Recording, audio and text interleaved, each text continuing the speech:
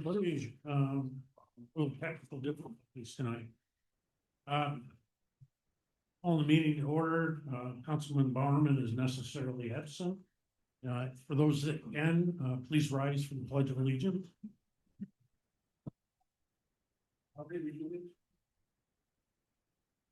Allegiance to the flag of the United States of America and to the republic for which it stands, one nation, under God, indivisible, with liberty and justice for all. This one's flag is not. It's not awesome. All right, next item on the agenda is approval of the minutes for the farm board meeting on April 14th. Hello. Moving around. Second by Aubrey. Any corrections, comments? All in favor? Aye. Aye. All right. Next we have privilege of the floor. Dr. Terranova, Tim Terranova, Victor Central Schools Superintendent, and Christine is here with him tonight for the 2027 budget. Yep, that's fine. So I'm Tim Terranova, the Broad Superintendent of Victor Central School District. With me is Christine Griffin, our Assistant Superintendent for Business. I'm going to give everybody a favor. We're not going to run through a 12-page PowerPoint on the school budget. I'm just going to talk for like 3 minutes. And then if people have questions, they can certainly ask. One thing I will say, obviously there's an issue with the PowerPoint, so that's probably a benefit to all of you.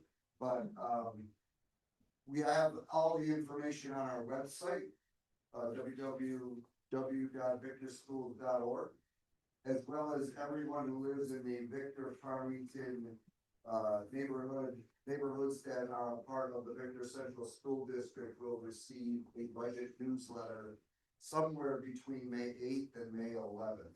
The budget vote, just so everybody knows, is Tuesday, May 19th. And that goes from 6 a.m. till 9 p.m. right at our early childhood school in the boardroom. So those are just some dates that you're going to see a lot of information on. May 19th is the budget vote. We're going to have all sorts of information we already do in our website, at our website, victorschools.org, and you're going to all receive a budget newsletter with plenty of information. I guess lastly on this piece, I would just say, please email me. You'll see the email address, very easy to get a hold of me. The email address will be in the newsletter, the budget newsletter that you received, as well as it's on the website. Just email us if you can't find me, and we'll answer any questions you might have. Here's the big picture. We have a total budget next year of $116,316,911. That's approximately a 5.96% increase from this year's budget. So 5.96% increase from this year to next year. Within this budget, we are not increasing staffing. In fact, we're slightly reducing our staffing because we can make some efficiencies. We're not laying people off. It's just people who have, certain people who are retiring or resigning. We are able to flex the position so that we can reduce some slightly. We are not cutting any programs that Victor Central School District is known for. It's an extremely comprehensive school district. And we're keeping our class sizes right about where they are now in terms of our parameters of class sizes, which is typically somewhere between 17 and 21 at the elementary levels and 23 to 25 at the secondary level. So if we're slightly reducing staffing, not cutting programming, why are our increases going up close to 6%? Well, it's mainly two big areas. One is healthcare. As you probably realize in your own lives, our healthcare costs are significantly increasing, going up 15% to be specific, because of the drug companies and some of the other aspects of healthcare. So that's a big challenge that we're facing. The other one is utilities. Utility increases are significant, and we're trying to deal with those utility cost increases like everyone else is. So the combination of really healthcare and utilities, there's other factors that are involved that caused our budget to increase 5.96%. Now, our levy, which is there's two forms of revenue for a budget of $116 million, mainly two forms. That's your taxes and state aid.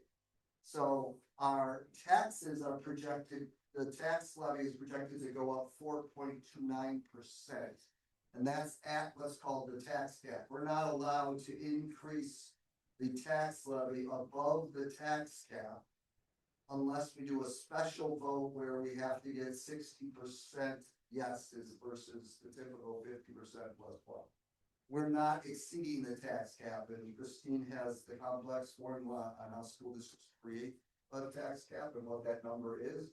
But for Victor, it's 4.29%. We're not exceeding it, but we are going to the limit, which is that 4.29%. And then the tax rate, which is really the rate you pay as individuals and homeowners and businesses, is projected to go up 0.78%. So if there's any good news in the Victor School District regarding financial situations, it's the budget to budget is the bigger increase than the levy, and the levy is a bigger increase than your rate. That doesn't mean your taxes are only going to go up 0.78%. Some actually might go down, some might go up more. It all depends on how the levy is distributed across businesses and communities and homes throughout the school district. But our budget goes up 5.96%, our levy is 4.29%, and our rate is 0.78%. We are in a financial challenge, again, like many of you and many of us across the community. So what we're doing is we have a savings every year. We call it a contingency. We budget a savings just like homeowners try to budget some savings each year. We are using a larger amount of that savings to fill the gap between the $116 million expense and the revenues of state aid and taxes. So we're going to use somewhere between $4 and $6 million of our savings at the end of this year to bridge the gap to next year's budget. That's not a long-term sustainable way to budget because you're using up your savings to fill the gap between revenue and expenses. We want our revenue and expenses to be much closer together. So our goal between now and next year, as we work through final staffing numbers and those types of things, is to decrease our expenses from 5.96% and increase our revenues, not using taxes or state aid, but trying to find other means. That's our long-term goal before the start of this coming school year and over the next couple school years. Victor Central School District still has a lower tax rate than the average school districts in Wayne, Monroe, and Ontario County. It also has a lower, with this new budget for next year, a lower per pupil expenditure than the average per pupil expenditure of schools in Wayne, Ontario, and Monroe County. So we understand the concern of community members and taxpayers. We're trying our best to really limit our expenses, but keep the outstanding programming that's occurring in Victor and is supporting our kids. Is there anything you want to add? That's the general concept of our budget next year. Oh, we also have two other things on the ballot. So the $116,316,911 budget will be on the ballot on May 19th. Also, there'll be a referendum. Am I saying that right? Proposition to purchase, what is it? Eight diesel school buses. And then the third piece to the proposition will be the Board of Education vote. And there's two people running for two positions on our Board of Education.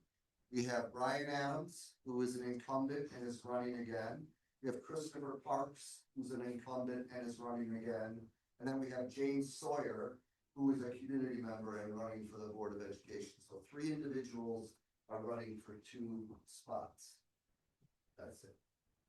Any questions from anyone regarding our school budget? What if the budget doesn't pass on the first vote? If the budget doesn't pass on the first vote, then the Board of Education needs to get together with myself and Christine and decide what to do next. There's multiple options. We could reduce the budget. from the original amount and have to cut programming and some other areas, and then bring a second budget out to the community and vote again in June roughly.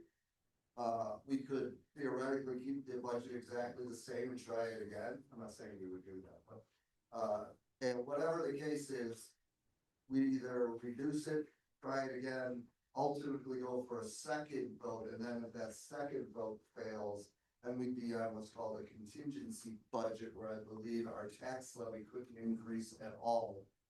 You know how we said our levy's increasing 4.29%, if a budget goes down twice, you're on a contingency budget, and you lose all of that revenue from the levy, it has to stay the same, and then we just have to cut programs and expenses. Any other questions? Tim, I do have one. Is the late state budget play into the amount of money you maybe get? Yes, so our obligation is to have a budget finalized and a board to vote on that budget by April 16th, by the middle of April. The state is supposed to finish their budget by April 1st. We don't have any leeway in our budget, we have to approve it. The state obviously doesn't because theirs is still not approved. So we have to basically guess what the financial aid will be, the foundation aid or state aid will be from the state based upon what they're saying is out there. So they have promised us at least a 1% increase in aid. We believe that through a lot of work from our own Board of Education and advocacy with the state legislators, that we'll potentially be able to get a 2% increase in foundation aid. As you know, our expenses are going up 6%, so that's a challenge right there. But the reality is we budgeted for conservatively about 2% increase in aid. We feel confident that we'll get that. We're not confident we would get any more in aid, so we're not going to change. That's why we go higher. Regardless of what the aid number is, we're not changing the tax levy. We're not changing the tax if that doesn't adjust. We just have to deal with it if the aid is less. Any final question? Thank you very much, Jim. Thank you. Appreciate it. Give your guys here. Appreciate it. No problem. Thank you.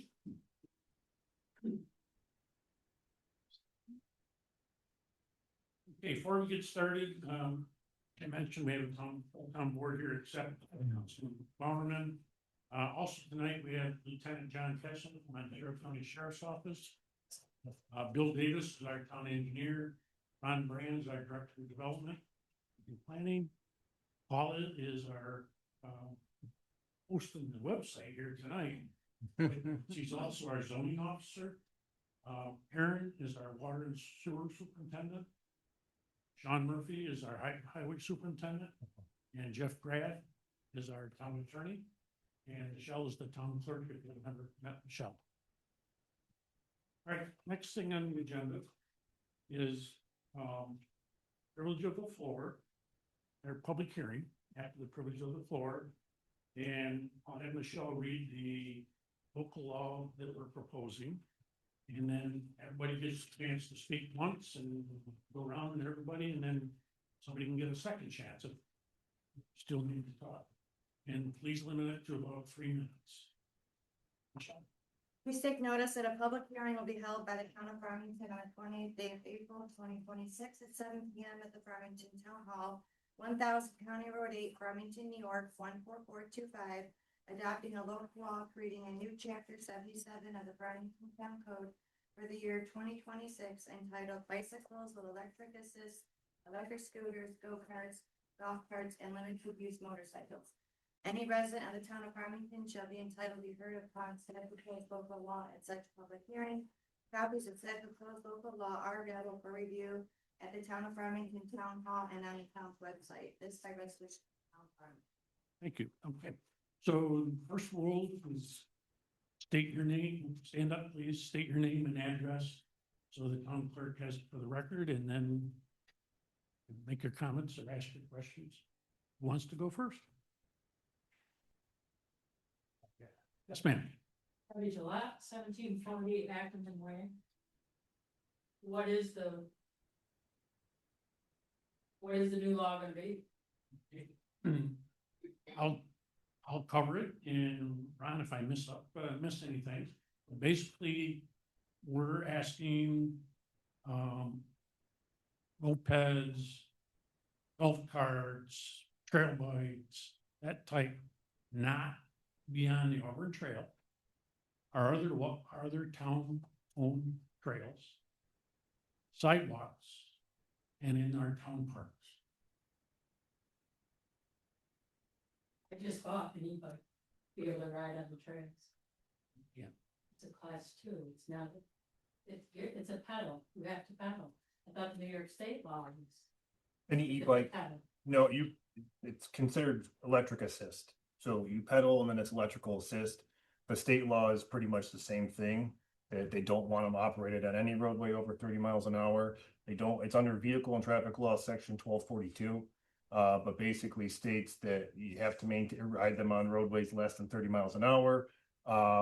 In local law, or local towns can actually enforce greater by saying that we can exempt them further from trails, roadways, sidewalks, anything of that nature. Yep, no, that's at least what we're proposing tonight. Anybody else? A lot of people here. Yes, ma'am, in the back.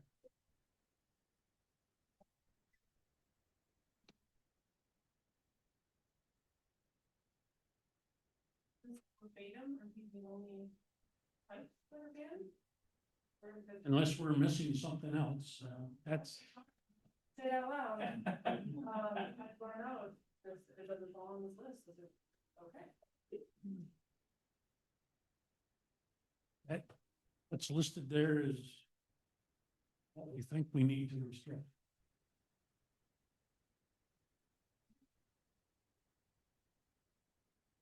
Anybody else? What is proposed the new rules? State your name. Paul Gillette, Danny Drive, Farmington. What has caused the decision to pursue this new adventure? Complaints, people walking the trails and the e-bikes blasting right by them. They're riding on the sidewalks, shouldn't be on the sidewalks.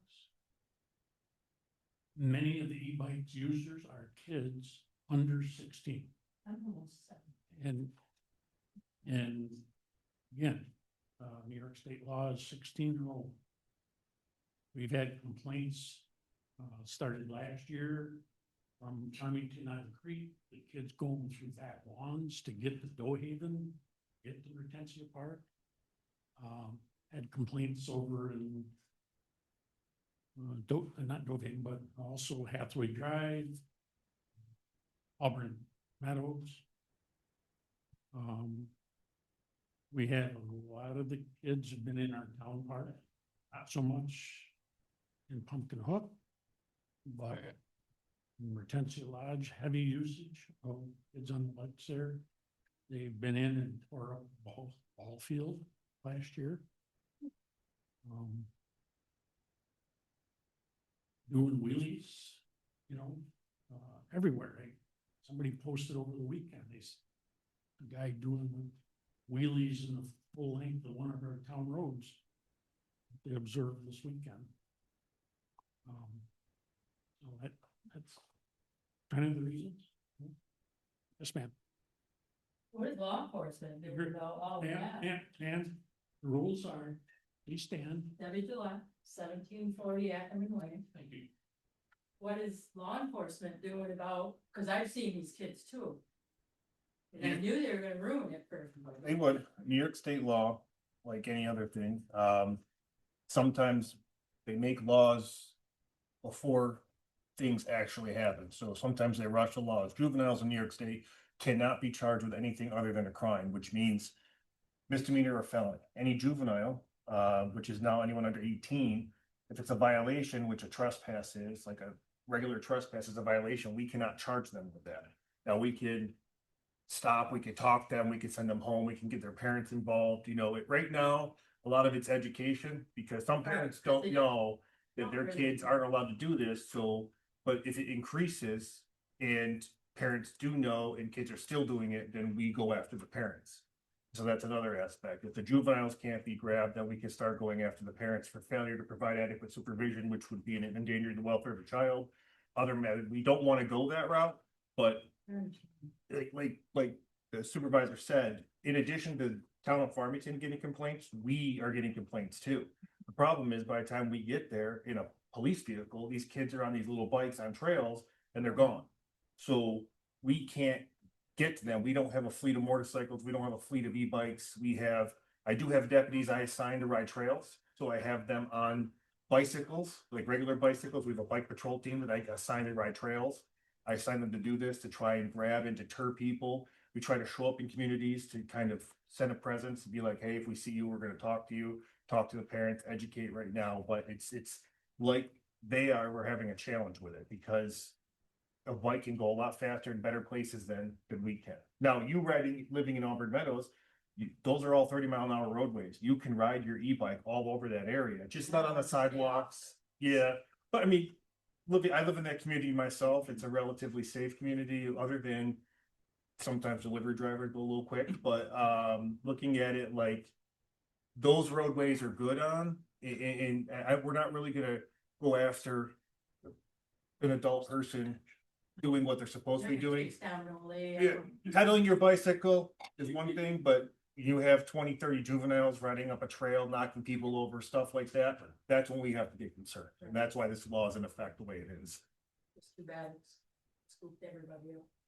Unfortunately, that's how all laws are written. One person screws it up for everybody else. Did I miss anything else? No, I just, it's a fine line that the town has to walk between the state motor vehicle rules and regulations and town authority to restrict these enhanced vehicles on our public roads. I share with you your frustration. Last night, on the way home from a meeting here around 8:30, going up Colette Road, I saw coming at me what I thought was somebody running with a flashlight, but it turned out to be an e-bike. And the gentleman had black on and no taillights. He disappeared in the instant he went by me. It's a dangerous situation to be out there. I've heard about someone in an e-bike passing out while driving home a little bit inebriated and almost getting hit by cars over there on Hilk Road. It's a situation that law enforcement is very challenged with trying to enforce with everything else that they've got going on. We've looked at a lot of regulations that municipalities have tried to deal with. We're not alone in this. Spencerport had a e-bike run into the front of a car the other night over there on 31. Webster has the same problems. So we don't have the solution for everything. We never intended to have that, but we do have now rules and regulations that other communities don't have if we adopt this. This will take effect upon the filing of the local law with the Secretary of State's office in Albany. So if the town board approves this local law tonight, the town clerk the next day sends it to Albany. I'll be reporting on another local law that we did this for back on the 14th of April of this year. Still hasn't been filed in the Department of State. So, you know, we can do just so much. And like he said, I met with the DMV representative that does our traffic grants, and he basically told us that the best way to handle this, because it's everywhere across the state, is with a local law, because it's the New York State passed this without realizing the popularity of e-bikes, the scooters, and all that stuff. So that grew so exponentially that the state law, I mean, even with DWI, you know, and this is one of the, explaining that there are people who circumvent operating a motor vehicle by operating these e-bikes, who are 3, 4, 5-time DWI predicates, who we can't even charge them with DWI now. We have to use the vehicle and traffic law specifically for operating an e-bike under the influence of alcohol, which is different than a DWI, even though they're doing the same thing they would have in a motor vehicle. So it's, our hands are kind of tied with what the state says. It's like the juvenile laws. They increased the age of enforcement to 18, and we had this rash of stolen cars and all this stuff that were all the juveniles doing that we can't enforce anymore because the laws changed before we actually had a means of doing something with it. So this is kind of where we're at now, this local laws to kind of close down some of the problems we're seeing. Jeff, you have any comments? Yeah, I just noticed 7702 that has the prohibition left off ATVs. And I know we added the definition of all-terrain vehicle or ATV, which includes mini bikes, off-road motorcycles, and dirt bikes, was added as a definition. I think it was the intention to prohibit those as well, but they were left off. Make sure we include ATVs. Thanks. Anybody else? Yes, ma'am. Brenda Sandy Running Brook Road. Do you think the DMV would ever make people get like register their electric bikes and stuff? It's funny you say that. I just got a notice from the DMV last week that they are starting to make people, there's a form they're having them fill out that registers their e-bikes, their e-scooters, and all these things that fall under these categories. So they are trying to have them registered within the state, as far as more along the lines of knowledge of who has them versus roadworthy. So like you're not gonna get a license plate and all that stuff, but it's more of a registration that they know it exists. Would they have to pay for that? I don't know if there's a fee for it. I just got notification that they're sending them out to people to start using them as registration for their e-bikes, more of like a database of who has them and where they're at. Okay. New York State. Probably be at least $1. Yeah, that might be something. I don't know exactly.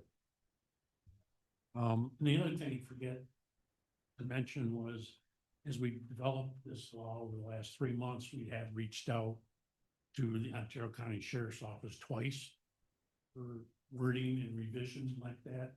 Also Troop E in on 332. We asked them to review the law and take a look at it. Tried to do as much research as possible. Any final comments? Yes, sir. Robert Wolf, out of Carriage Court, Farmington. I just wanted to share my experience on the trail from last year.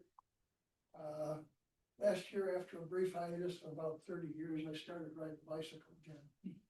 And I got bored with going around the loop in Farmington, so I decided I was going to try the trail. Sure. And what I could see on riding the trail was that by and large, a lot of people walk that trail and don't have what I guess you would call situational awareness. They have earphones or earbuds or whatever. And so if someone comes up on them with an e-bike or a bicycle, they get startled. So my response to that personally was I put the most innocuous little bell I could find on the handlebars, and I slow down and give them a good ring when I start to get close. And then they wake up and they get out of the way. But I've seen, to the point, I've seen juveniles out on the e-bikes that just go flying along, and certainly people are startled by that because with the gravel surface or whatever, you don't really need a thing to come. But my concern is I would hate to see just a general overall prohibition, only because some of the people that I've seen out on the trail are, well, I'll call them young women because I'm 78. So they're people in their 60s and 70s. They're out there getting the air on the e-bikes, and they wouldn't be able to do that with a prohibition. That's all. Any comments? Anybody else? On board? Gentleman Strangelo, London. Hey, George. Hi. Tough to First, I guess I'd like to congratulate Farmington on their intention to become more restrictive and less free than New York City. I'm just wondering, if I had a similar experience walking on the trail or on the sidewalk from a group of kids on regular bicycles, would we intend to restrict those as well? Because I had those experiences from kids on regular bicycles multiple times. I almost got ran over by a kid on a bicycle while I was walking my dog the other day on the regular sidewalk. So I know it's interesting and in vogue now to point our fingers at e-bikes, and I know they can go faster than regular bicycles, of course, but we're not going after kids who are riding regular bicycles on sidewalks or on the trail, as he said. You know, it happens. You know, people don't pay attention. When you're on the trail, I've almost been hit by people with regular bicycles when I walk on the trail as well. Sure. You know, so I feel like what I don't want this to become is, you know, hey, this is new technology, and I know people love to point at new technology when it's something they're not interested in, or nobody close to them is utilizing that technology. Maybe it's easy to point your finger at that and say, you know, hey, this is a bad thing. I agree that we need to be, we you know, those who have someone in their family who's using these, you need to be taught to use them responsibly, of course, just like anything else. But I'm gonna agree with the gentleman here that I think a blanket restriction, you know, is maybe not the best way. I agree that they shouldn't be ridden on the sidewalk. There's no place for that. On the trails, they should be used with caution, but so should regular bicycles, because there's people walking on the trails. As far as parks go, I can't get on board with that. I don't see why I have yet to hear a reason why we would want to restrict people from riding them to the park or in the park. And you mentioned somebody tearing up a ball field. I see kids tearing up ball fields and our stone paths with regular bicycles all the time, blocking up the brakes and skidding out. I mean, we've all done that when we were kids. So, I don't know. I disagree with the blanket approach to this. I think there has to be a more common sense way to approaching this. Thank you. Thank you. I will say, you know, the restriction in the town parks, a lot of it is also liability. We worry about that too. And it's, you know, obviously there's a car accident or an e-bike accident. Probability is probably higher for the town being involved in a lawsuit versus a kid on a bicycle or people walk. All right, I don't have anybody else. Tom Ward? Questions, comments? Wasn't one of the concerns that the e-bikes are doing a lot of damage? Well, there is damage to the trail, yes. We have pictures of that. What kind of damage? It's, Damage a lot? it's, What kind of damage? it's got, I've just seen, yeah, they got it out, but. that's Get it out. the biggest. Everything out. No. It's just the gouging in the trail. Parks guys try to come back, even it out again. Not a lot. You do it. No, I of it.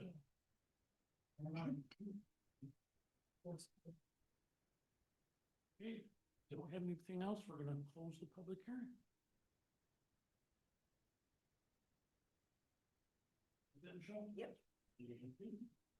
Thank you, everybody, for coming. You're welcome to stay.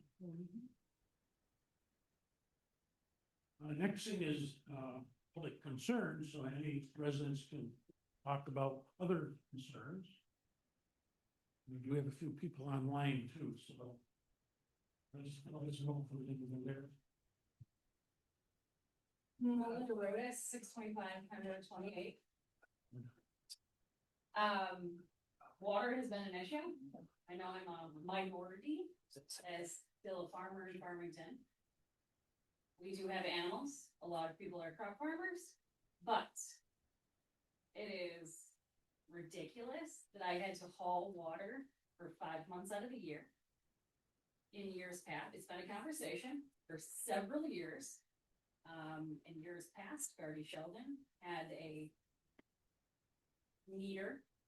So he was a mile and a half away. I think it's ridiculous that we have ending water on three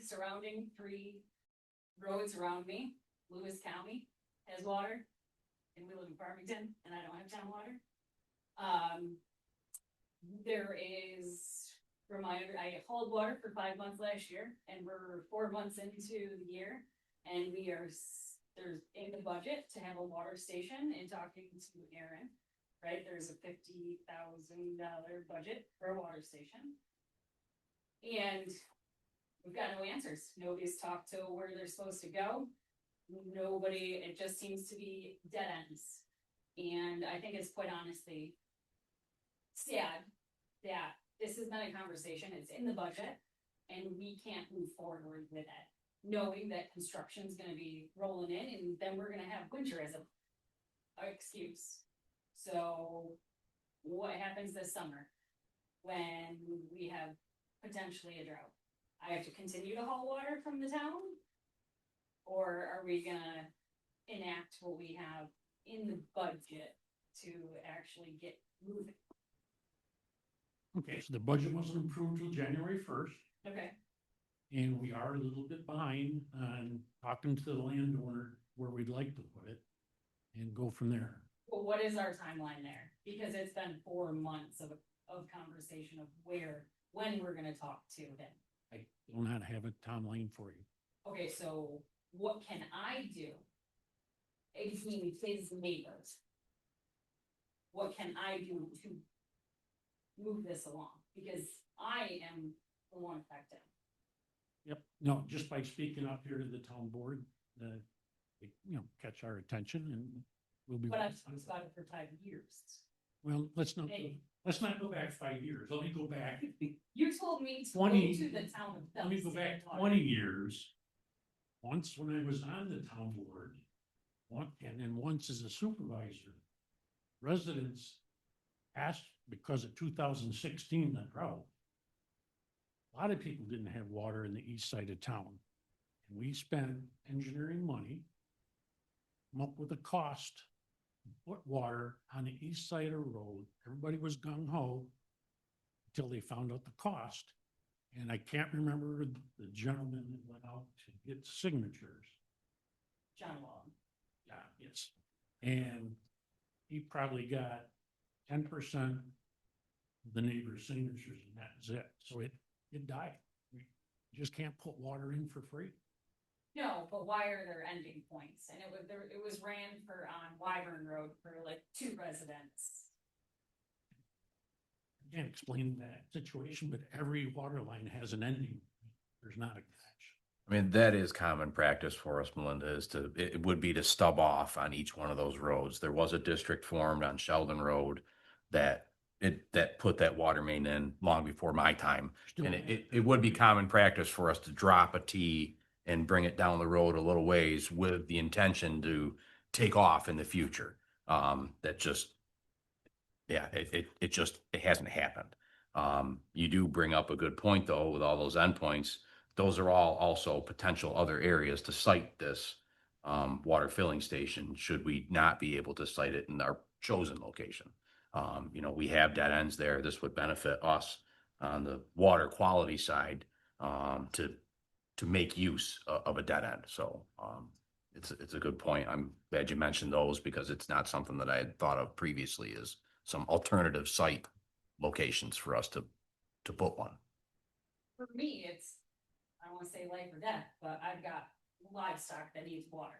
When ponds go dry as our backup, I've gotta get it from somewhere. Sure. And you suggested Phelps. I was born here and I'll probably die here in the town of Farmington.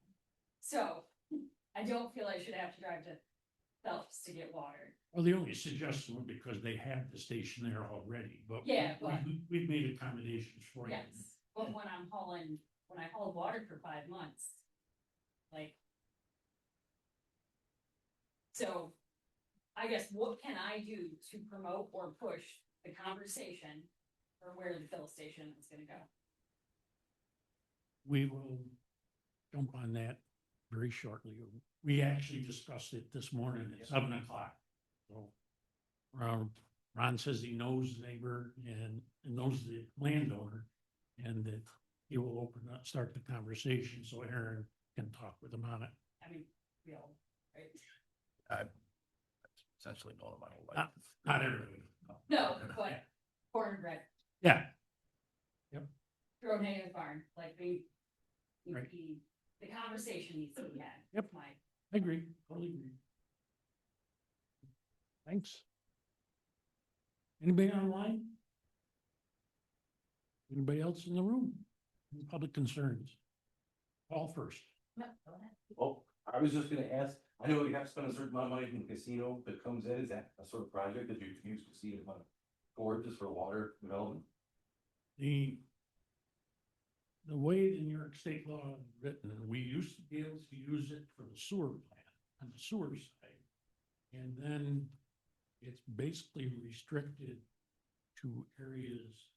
We haven't looked at water, but it would be restricted to areas that serve the whole town. So we renovated here, when we built the new highway garage, and we built the lodge at Mertensia. It benefits the whole town. Farmers benefit the whole town. Well, again, we'd have to look at the legality of that. No water, I don't want to jump on the edge. That's just what, there's money out there. Probably have to take some research. Well, we've gone for grants too, but the problem is the grants won't cover a lot. It's maybe 25 to 50% of the cost, and then the residents have to pay the rest. The grant programs for water and sewer are overly competitive. All communities in the state are biting for the same very limited pot of funds. This is something that residents could really, help us with, is be a mouthpiece to, state and federal elected officials to, support these programs, put more money into them.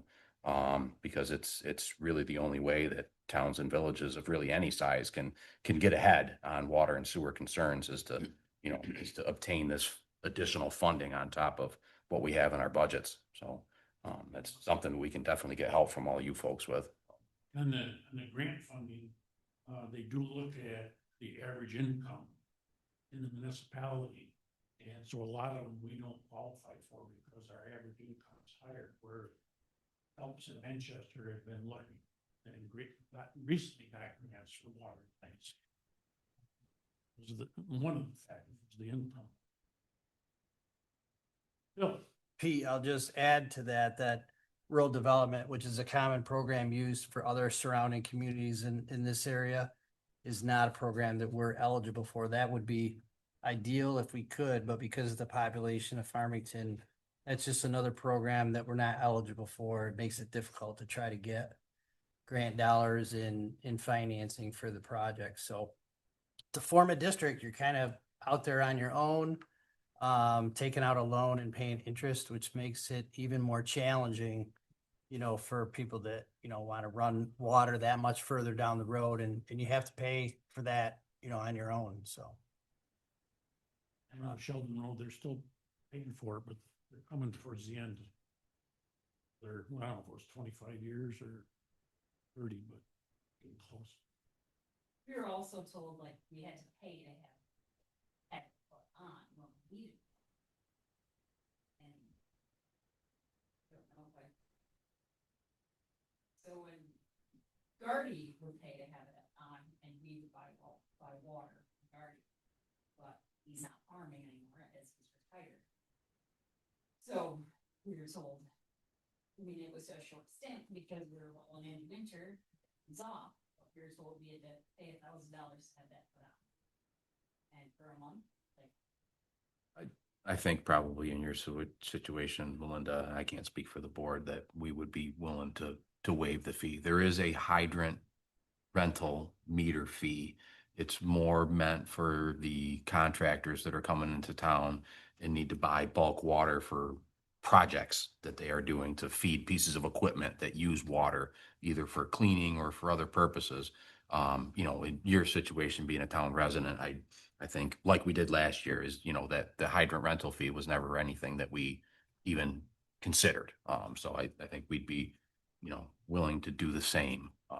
You know, So it, so this dry spell this summer, would we be able to have it put on at Garvey's versus hauling tanks to the town barn? yeah, again, I can't speak for the town board. That would be a town board decision, but we were, you know, we were amenable with working with you last year. I think we would be willing to do the same. So.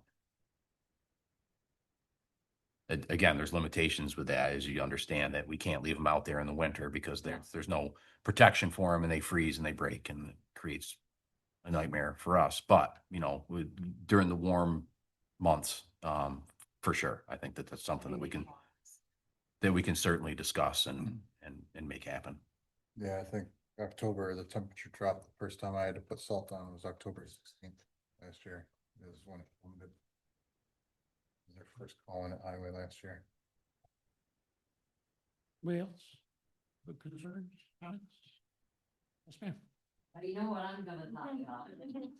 An update on the Wood Drive Bridge and Pintail Crossing. Well, we have a resolution tonight to award the bid to the contract, the one and only contractor that did. And then, probably 30 to 45 days where our engineering firm, Fifth Associates, will work with the contract, get all the paperwork in, the bonding, all that stuff, so that, you know, they can have a start. They've already told us up front that majority of the work will be done in 27. So we're hoping this year, we want to put a new water line in. It's out there on 41 in the bridge. And we want to try to get the contractor, that water line in. Maybe they'd be doing some shoring, pile driving, something like that. Majority of the work won't be done and won't be finished till late summer of next year. But when they start doing the shoring and stuff, is that bridge gonna be closed? We will close it. What about the Pintail Crossing? I don't know, Ron or Jeff, anybody?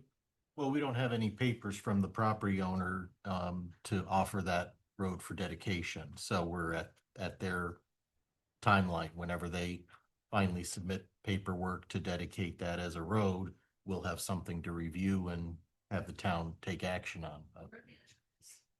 Where are they out of? No idea. Ron, did you have a conversation with the engineer or the developer recently?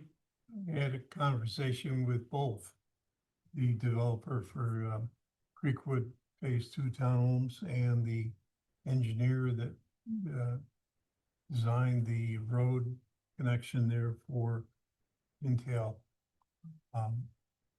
They are trying to figure out why all of the documentation that they provided isn't acceptable, and we're trying to figure out what we can do to help get that resolved.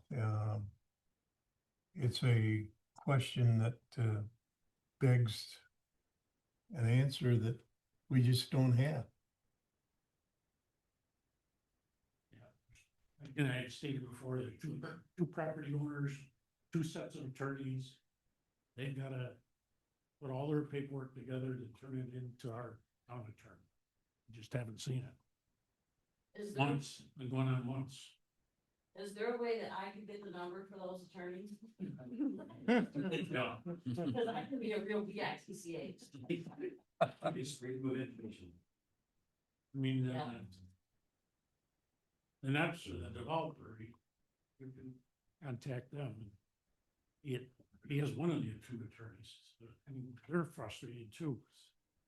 Well, they keep building and I think they're just putting it off so they can just keep building more townhouses there. Well, what they know is we have a rule.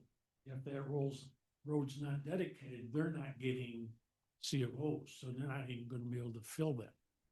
So they're just as interested in getting the road. Oh, so if they get them built, nobody can live in them until the the road gets dedicated? There's a whole set of paperwork that the planning board requires and our staff requires. Or we let them move in. That's whether it's a single house or an apartment complex or a big subdivision, same way. We had trouble in, Monarch Manor last year. The last piece, were the new homes and, they're duplexes. And they had 6, maybe 8 under construction. The weather started to turn bad. And we told him, you gotta at least put the base blacktop down. And then the following year, this year, you can pave the top. They weren't gonna be, you can sell that. We're not gonna let anybody move in until the road was paved. The sidewalks are done, gutters are, all that stuff that's supposed to be there. All right, thanks. We're gonna move on. We have reports of standing committees. It works. Public Works met this morning at 7 a.m. I will start with some of the review from the water and sewer treatment plant. They are working on addressing a boiler tripping issue, buck pit troubleshooting, and adjusting air damper limit switches. They're working on installing a new skimmer assembly to final clarifier number 2 and place back to get that placed back into service. They are working on flooding and flushing trickler filter number 1. Calasino is performing service to their generator. They have worked on clearing impacted grit clog from grit pump suction and bringing the north grit system back online. The temporary repair made to grit cone is not working. They're obtaining a quote to replace the parts. Carter pump number 1 and number 3 were clogged. They cleared the blockages and placed pumps back into service.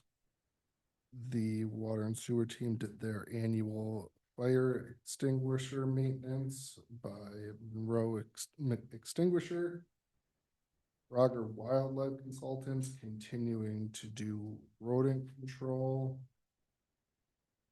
And water control solenoid for north side of the hydrodyne is sticking. A rebuild kit has been ordered. They're continuing to do routine pump station maintenance. ES5 and PS11 are experiencing issues with pumps tripping and are requiring Calasino to assist. Calasino is troubleshooting programming and has installed a utility side power monitor. ES14 at Cobblestone continues to have sporadic priming issues with pump number 1, which is belch. Priming issues with pump number 2 also persist.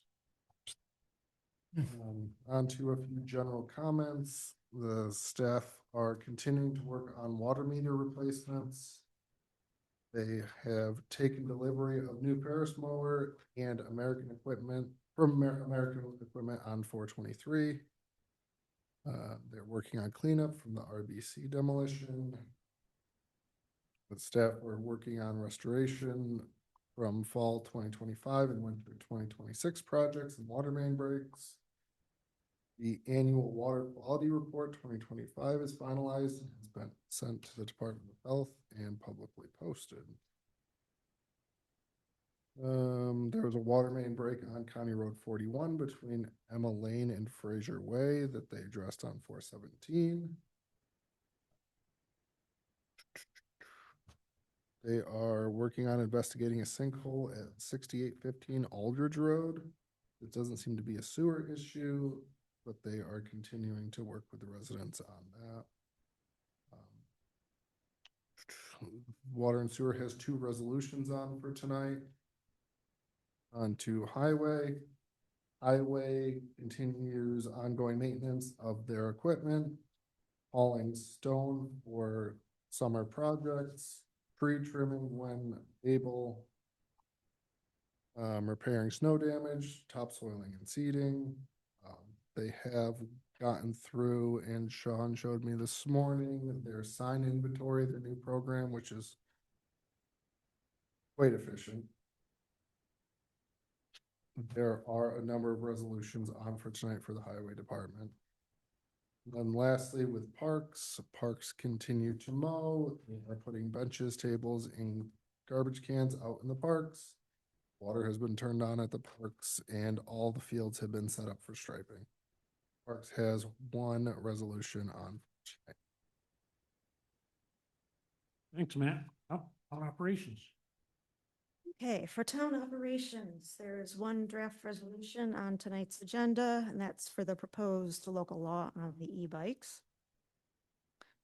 The local law number 2 that started the moratorium on accessory structures. The local law was adopted by the town board on Tuesday, April 14th, certified by the town clerk and mailed to Albany for filing with the State Department of State, but we have not received notice of the filing yet. Farmington Meadows incentive zoning, the town planning board at their meeting Wednesday, May 6th, will be having a public hearing, anticipating taking action on the overall preliminary subdivision plat and the overall preliminary site plan for that project. For the Farmington Fire Station number 2 project, the Zoning Board of Appeals at their meeting last evening overrode the Ontario County Planning Board's recommendation of denial on an area variance for building mounted signs for the new fire station building, and they approved the sign variance requests. The ZBA also granted an area variance for driveway spacing and to allow 2 additional curb cuts onto Hook Road. The next step will involve the planning board consideration of the preliminary site plan approval and approval of the requested special use permit. That will be happening on May 6th. The planning board chairperson will be reporting tonight on 2 new solar farm projects that will be considered as acceptable or not for public review. The town operations report has been posted on the website. The Environmental Conservation Board met last night to talk about 2 pending solar farm projects and a new application for a flex space building on County Road 41. The Agriculture Advisory Committee met last Thursday, April 16th. And the Zoning Board of Appeals will meet next Monday, May 18th to continue their deliberations on a temporary use permit for the Bridges for Brain Injury project. Thank you. Reports of other town officials, supervisor. I already mentioned Wood Drive Bridge, that we have a resolution tonight to award the amount, and completion will be late summer of 2027. Parks, we continue to discuss improving the Farmbrook and Grove Park buildings. We make them handicap accessible, new fixtures, new doors were required, and some minor improvements to the storage rooms. We'll have an engineering proposal here, hopefully by the end of May, to approve so that project can move forward. We would like to have construction in the winter time when our parks closed, so they'd be ready for next spring. We had also resolution tonight for our 2025 audit. And it's to accept our audit, which was performed by Metzler and Bard, commonly known as MMB. This covered all our major funds: general, highway, water and sewer, justice, and then just this week, the town clerk, last week, the town clerk audit was completed. Some comments from the auditors. During our audit, we did not identify any deficiencies in internal control that we considered to be a material weakness. Also, the results of our tests disclose no instances of non-compliance or other matters that are required to be reported under the government auditing standards. We've had that comment 2 years in a row where they haven't found anything. We're all doing a good job, especially our accountant, Jenny. Appreciate that. Ontario County. Just as a reminder, I said it last month, draft Ontario County local law for solid waste management is on their website. Please comment, review it, and comment as soon as you can. Can't remember when it comes off. you go to the county website, the Department of Sustainability, and Solid Waste Management, you'll find that draft, waste management plan there, review and comment on it. And I'll have something under finance. Highway. Okay, so today, the only thing that I have to report so far is, water and sewer sent us their back truck to flush pipes. We're trying to clear some ditches and cross culverts underneath roads to, allow water to flow a little bit better. And in doing so, we came across a pipe today that is going to desperately need a fix. I'm going to be proposing it to be slip line because of the depth of it and how close it is to a primary water source. So that way we don't have to get DEC as tentatively involved, but it goes underneath Sheldon Road, right before the dead end for Sheldon and Herondine. There's 2 pipes on that road. Last year, one of them was slip lined, and this one is closer to the creek. And there's a sinkhole that had developed, and we ended up sucking out the hole and filling the entire side of the road with washed 1s and 2s, so that way water can at least trickle down into it instead of continuing to erode the road today. And I have 2 out of the 3 quotes received. The first one is for $26,300, and the other one is $26,308.70. And I'm waiting on the third one to respond back. I had a brief conversation with them through email, and I will forward these to you tomorrow. Our new park supervisor, Jeff, is in the back row there. You have anything to report? Yeah, we started, contractors down sidewalks and by the end of next week. Yep, we did last couple of weeks, social media, because Victor Early started early in the baseball program. People are, reaching out to us, why aren't the bathrooms open yet? Well, we don't have heat in those bathrooms, and with the cold tempers at night, we never turned them on this early. They're on yesterday, right? Yes.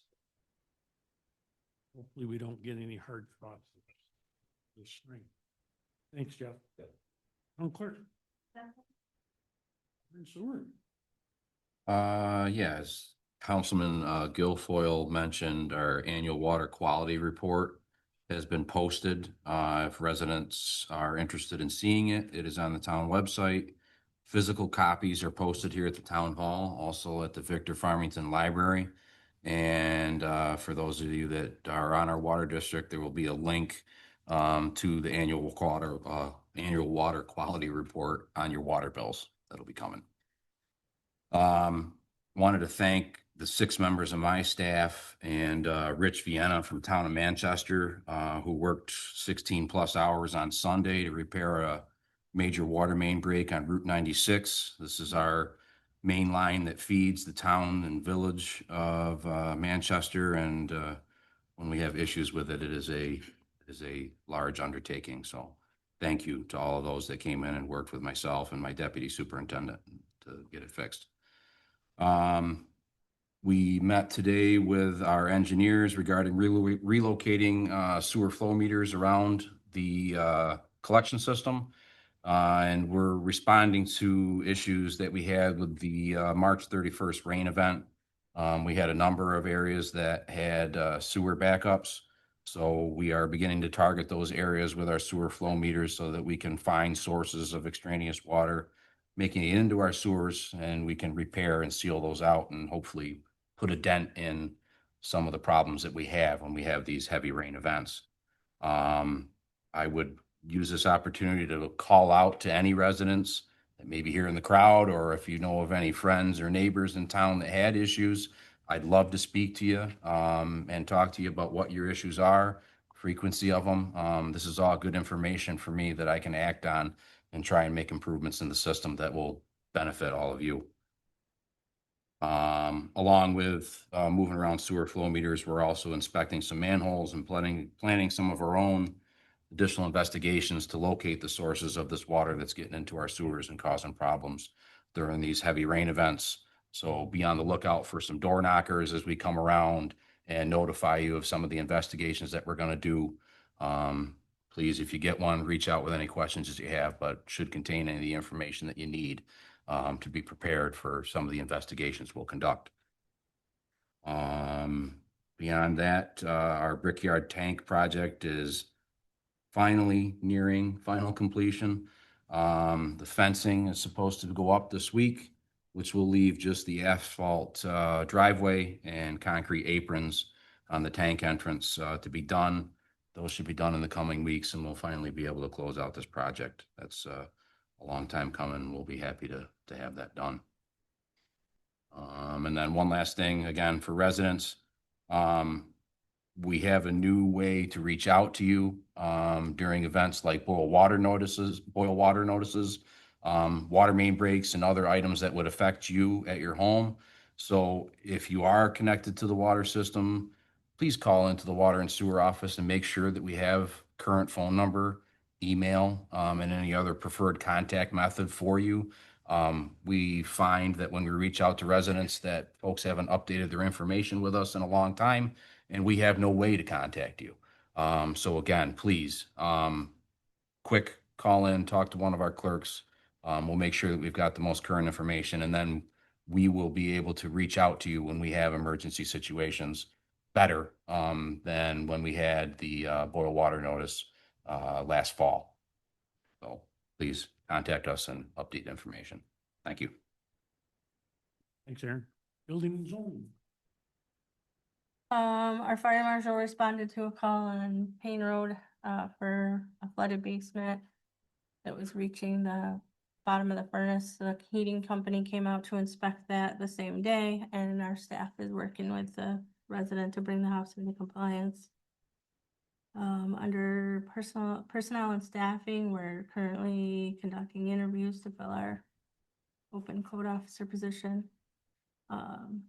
Finger Lakes Hotel is in compliance and has received their operating permit. A group of our staff met with down at 1111 County Road 8 Bridges for Brain Injury to get more information on a temporary use permit so that they can move forward with the events there. Another group of staff met with the town of Victor to discuss the Timberview Estates project. Our construction inspector met over with Hathaway Corners reps to address sidewalk repairs and highway for repainting the markings on the roads and sidewalks. And we have 6 food truck applications. 6 food trucks. It's the season. Thank you. Ed, planning board. Certainly, a packed agenda. These guys aren't giving us any time to rest here. We have continued public hearings on Farmington Meadows. We have a preliminary subdivision and a preliminary site plan application there. Farmington Volunteer Fire Association, 2 there as well. Preliminary site plan and special use permit application. We also have the Bellis site plan amendment. Those are the continued. We have a new public hearing for a preliminary site plan for a single family dwelling on Pine Road 28. Then we have other board actions. We have Paddock's Landing, 2 applications there, the extension of the site plan and that because they just can't get the power. Another extension there. And then we get into the solar power. We have the Route 90 or the Villager putting solar on their building. We have a site plan amendment there. Then we have the Ironwood Dimension Energy on 96. Determination of application of complete for the preliminary site plan and the special use permit, as well as the new energy equity / Lynn Fish Solar Project. The determination of completeness for the preliminary site plan as well as for the, well, there's two different applications there. The big thing on there is that obviously the Ironwood application is for 3,600 kilowatt solar power system. The Fish one is 4.72 kilowatts, so big difference in size over the two. And that should keep us going for a bit of time. So that's all I have. That's it. Ron, Director for Planning and Development? Yes, first of all, talking about the local law number 2 not having been filed, just like to point out that the effective date of that moratorium doesn't begin until we get notice that the Secretary of State has filed that. We're not intending to use 6 months time as allowed for. As a matter of fact, I'm on page 5 of the draft local law right now, and hopefully we'll have that for next month to introduce to the town board. Maybe by then the local law will be in effect. We have a Black Brook Drainage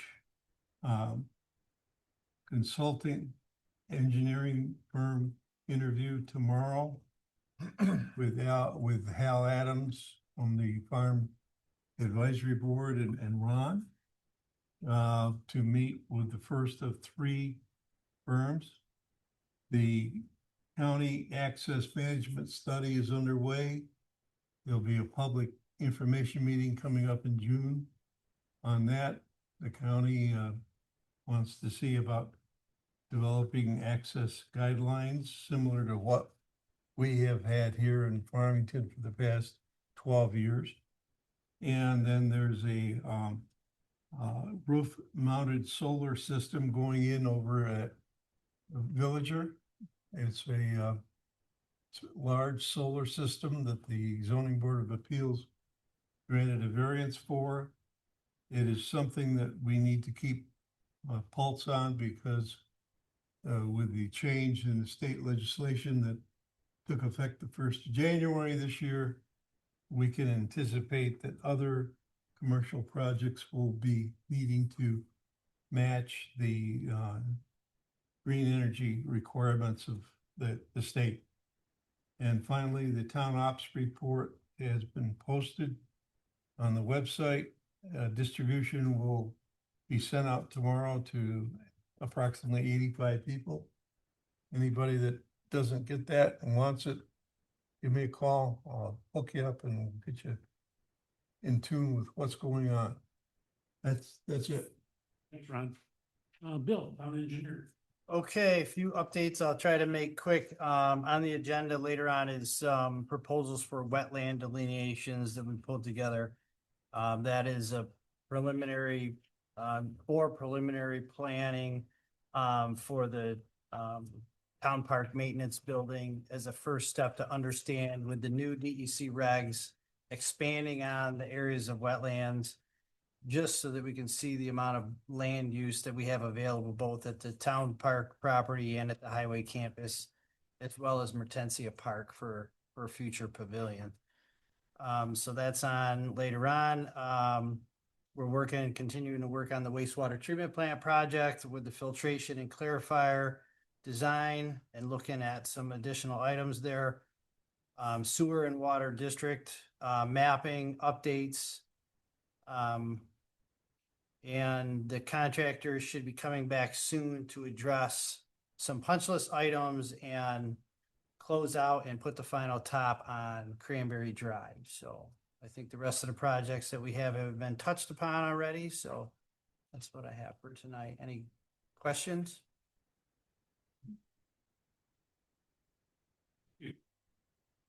No session tonight.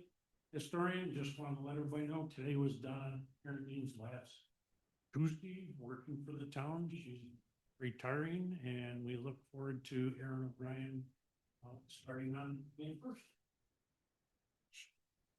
Nothing for recreation tonight, but the dates are out there for signing up to kids for recreation, and then anybody wants to work the 6 weeks of summer rec, contact Mark, because I think he's still got a few vacancies there. We advisory committee tonight. My section under finance, just let everybody know, we finally got our first quarter New York State sales tax. It was up 5.35% over the first quarter of 2025, which is always good news. We split that between the general fund and the highway fund. Communications are on file. Reports and minutes are on file. And we'll go to resolutions. One is resolution of appreciation and recognition for our home historian Donna Herndon. Moved. Second. And I'd like to read that, please. Whereas Donna Herndon has served the Farmington Town Historian since September of 2013. Whereas Donna Herndon has submitted her notice of retirement effective April 30th, 2026. Whereas Donna has made a valuable contribution during her service as town historian with projects such as the Veterans Memorial at Town Park, range building, preservation of the South Farmington Chapel, numerous historic cemetery projects, amongst many others. Now, therefore, be resolved, the Town Board, Town of Farmington hereby expresses its appreciation and gratitude for Donna's service in the position of town historian for over the past 12 years, and be further resolved that Donna Herndon receive recognition for her efforts through this resolution. And finally resolved that the town board directs the town clerk to forward a certified copy of this resolution to Donna Herndon as a token of our appreciation. And we did have a little cake for Donna midday today. We have a motion and a second. All in favor? Aye. Aye. Choose the resolution authorizing the town supervisor to sign the notice of award for the Wood Drive Bridge. Motion by Ron, second by Aubrey. Again, it's a $1.523 million project. All in favor? Aye. Please confirming resolution authorizing the town supervisor to electronically sign the intermunicipal agreement with Ontario County for the 26th, 28th mowing county roads. So moved. Motion by Matt, second by Ron. Again, it's something we have to do every year. Now it's all those are automated now, it's not any paper. All in favor? Aye. Aye. All right, 4 is a resolution authorizing town Farmington Fire Hudson, Code Enforcement Officer Caden Lloyd, Paula Luther to attend the Monroe County Fire Marshals and Inspector Seminar, West Webster Fire Department, May 19th through the 21st, and cost not to exceed $260 per person for Patrick and Caden, and $285 for Paula. So moved. By Aubrey, second by Don. Yep. Any questions there? All in favor? Aye. Aye. 5 is a resolution authorizing acceptance of the supervisor's monthly report for the month of March. Moved. Second. And Matt, second by Aubrey. Questions there? All in favor? Aye. 6, resolution acknowledging the addition of a new member, Jordan Dawson, to the Farmington Volunteer Fire Association. Second. And it's glad to add new members for our volunteer fire association. All in favor? Aye. 7 is a resolution appointing Brent Woodhouse to the Agriculture Advisory Committee for a term effective April 29th through the 26th through December 31st, 2028. Second. Matt, any questions there? All in favor? Aye. Yeah, I think we still have 2 vacancies there. Number 3 on the recreation advice. Number 8, resolution establishing the dates for our 2026 spring and fall cleanups, May 7 to 9, and October 16 and 17. So move. Second. It's my army, second by that. And this is an annual thing that we do May and October. Put information in the newsletter. I got Penny Saver, got flyers. Weekend. Get it out again on social media. We always have some way to Tuesday after the weekend, have something calls it once in a while. It is. All in favor? Aye. Ninth is resolution authorizing the higher vendors, the 2026 annual spring and fall.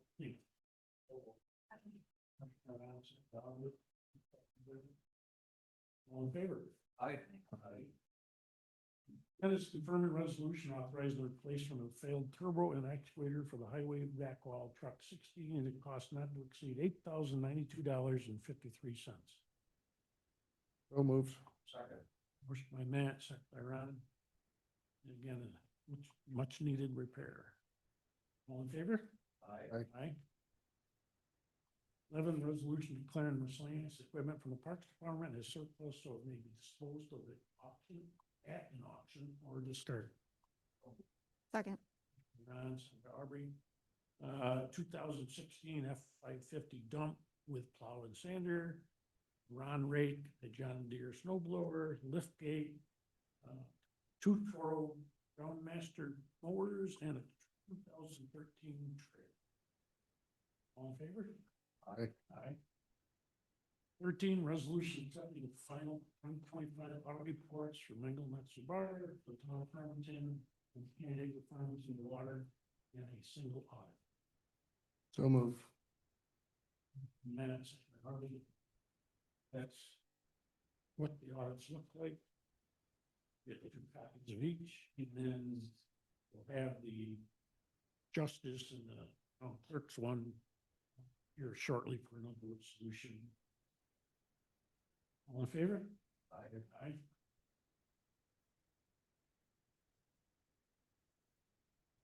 Thirteen is a resolution authorizing the town supervisor to sign proposal for services with dialects for wetlands delineation and environmental permitting support services for 95 Hook Road, which is the highway department, 1000 County Road 8, which is this address, 1438 Mertensia Road, which is the Mertensia Park, total cost of $15,900. So, Mr. Myron, second by Aubrey, any questions? All in favor? Aye. Aye.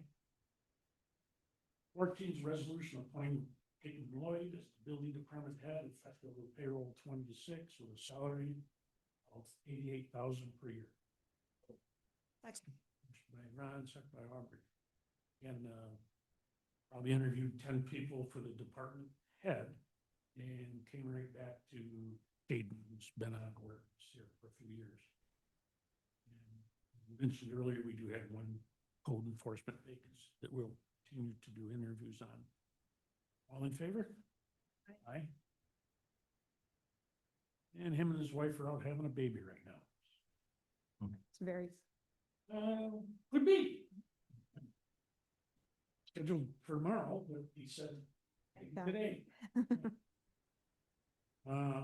15, resolution authorization adoption of local law 3, creating a new chapter 77, the Farmington Town Code entitled bicycles, electric assist, electric scooters, go-karts, golf carts, limited use motorcycles, directing the filing with the New York State Department, Division of Corporation, State Records and Uniform Code, and we want to add ATVs.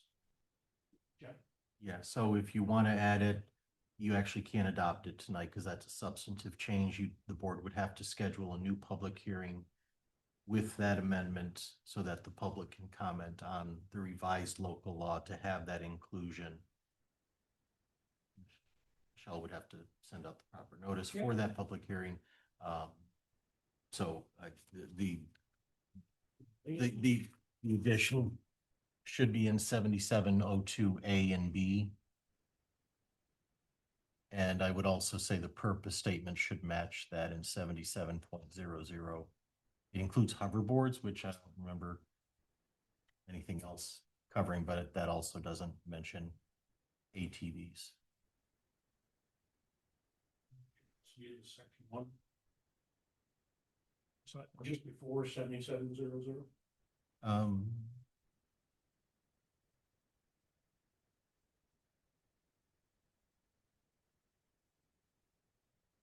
yeah, actually, the title of the local law looks like ATVs was left off everywhere. So I would say the title, section 1, the purpose statement, 7702A and B should all be amended to include ATVs. And then that should be amended, I would say tomorrow, so that it's available for public inspection if anybody asks for it. Change it. Take a quick look. Only 15 they have. Meeting and a new public hearing. You have to actually vote on the public hearing. Yes. Yeah. Well, we're not voting on the resolution, we're voting to have a new public hearing and the town clerk to advertise it.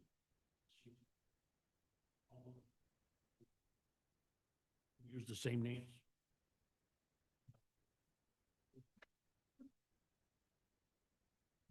Just run it out, just. Somebody has to make a motion.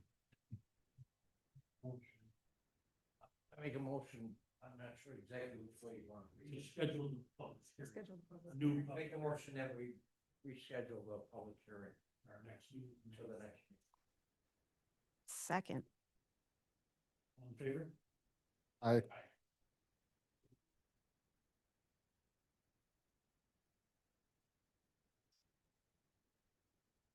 Sixteen resolution authorizing the water and sewer superintendent to hire Atlantic Underwater Services for tank inspection and cleaning of the north tank at cost of $4,600. So moves. Second. Motion by Matt, second by Laurie. Any questions there? All in favor? Aye. Aye. 17, resolution authorizing the water and sewer superintendent to hire Plan Tech support for purchase and installation of a new exhaust fan and the belt filter press room at cost not to exceed $5,800. So moved. Second. Raised by Matt. That's also called the by one of our electric contract people. The- He wrote up the words. Yes, the poo press room, yes. The questions that we did get through. Eyes watering. All in favor? Aye. 18, resolution declaring miscellaneous equipment for the highway department as surplus. So to adopt more discuss. Second. Matt. Again, in 2016, after the red truck, he plowed an old grader, mower, old tractor, plowing, concrete pump with roller attachments and 4 tires and rims, none of which match any of the vehicles or equipment that we. All in favor? Aye. 19 is a resolution to authorize our individual villager construction for milling and paving for the 2026, our 284 agreement. So.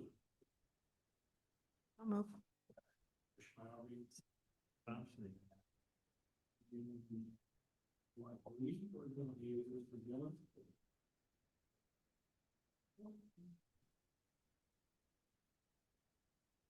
Black Road, State Drive, and Stonefield Lane. Any questions? All in favor? Resolution containing the 57th anniversary of municipal service, which is May 329. So moved. Second. Matt. Again, this is I read this one. It's the 57th anniversary of clerks, whereas the office of these clerks honored and vital to the local government exists throughout the world, whereas the office of municipal clerk is the oldest among all servants, and whereas the office of municipal clerk provides professional lead to the citizens, the local governing bodies, and agencies of government at other levels. And whereas municipal clerks pledge to ever be mindful of their neutrality and impartiality, rendering service to all. And whereas municipal clerks serve as the information center and function of local government and community. Whereas municipal clerks continually strive to improve the administration of the affairs of the office, municipal clerk participation in education programs, seminars, workshops, and annual meetings of their state, provincial and county, and international professional organizations. Whereas as most appropriate, we are recognize the accomplishment of the office of the municipal clerk, case town clerk office. Now therefore be resolved, the Farmington Town Board recognizes the week of May 3 through May 9 as municipal clerk week and further extend that appreciation to our clerks, Michelle Finley, Sarah, and the audience tonight, and no, and to all clerks for the vital services they perform, their extraordinary dedication to the communities they represent. All in favor? Aye. Congratulations.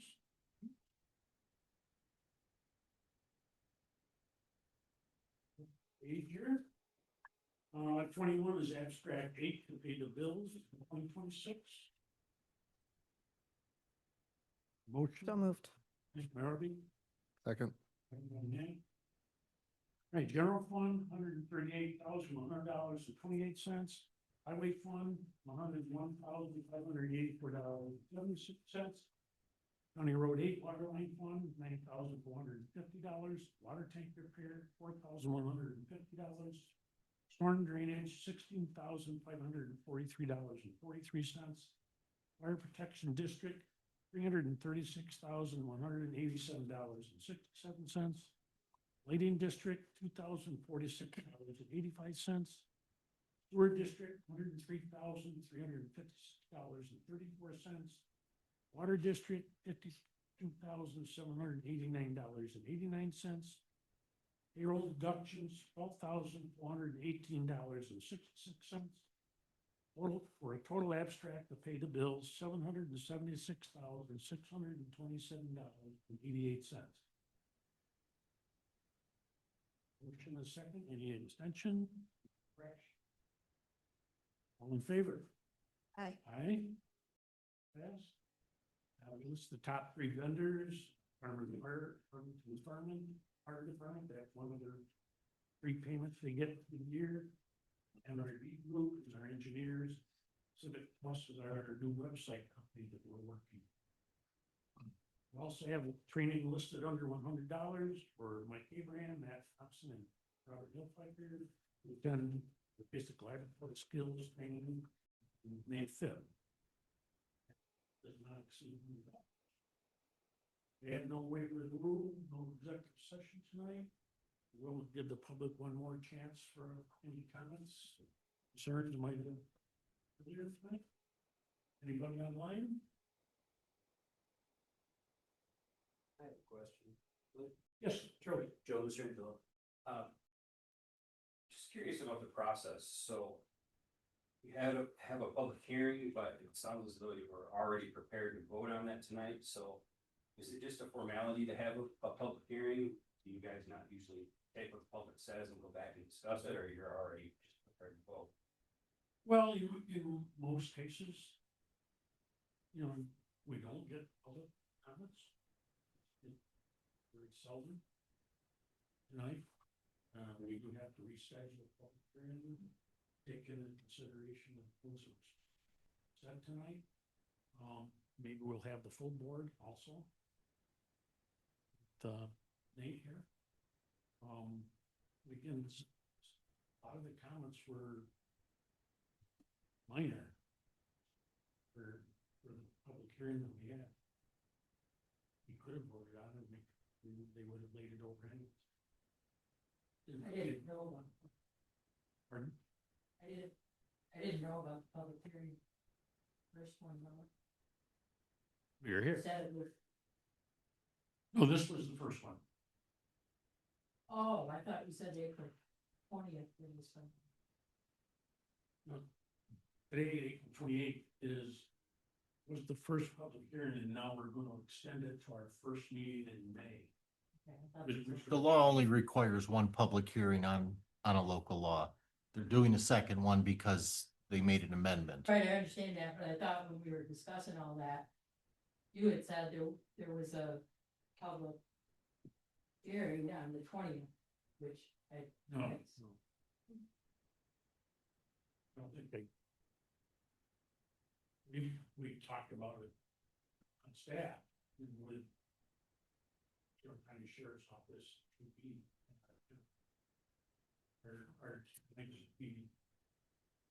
Maybe that's what it. Okay. I oppose it. Pardon? I oppose it. I understand. Mostly because of the trail. Those mostly because of restriction on the trail. Yes.